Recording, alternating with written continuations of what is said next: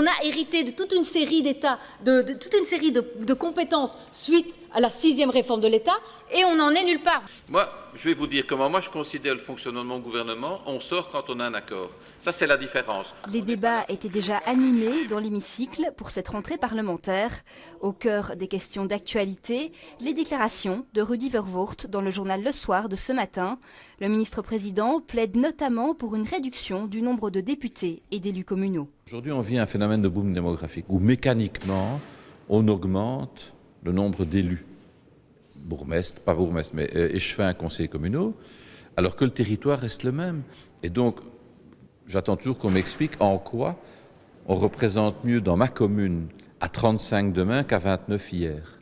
Ça, je pense que ça n'a aucun sens. Donc, il faut aller vers cette simplification. On est prêt à avancer dans cette direction. Mais on a un peu l'impression que là, Rudy Verwoerd utilise, je dirais, les grands discours pour cacher ce qu'il fait et qui est exactement le contraire. Il faut savoir que ce n'est pas à la région que ça peut se décider, c'est au fédéral, avec une loi spéciale. Donc déjà là, je dirais qu'on tire un peu des plans sur la comète, me semble-t-il. Pour Rudy Verwoerd, pas question d'une 7e réforme de l'État, mais il s'agit d'être prêt au cas où. Le ministre-président plaide aussi pour l'instauration de listes bilingues. Du côté des députés néerlandophones, les réactions sont plutôt mitigées.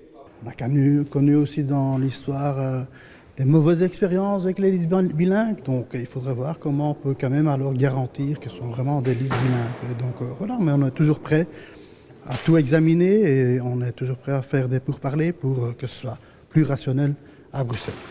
Et donc je ne crois pas qu'en ce moment-ci, la création de listes bilingues au niveau de la région soit une priorité. Au fond, nous ne sommes pas partie prenante pour cette solution.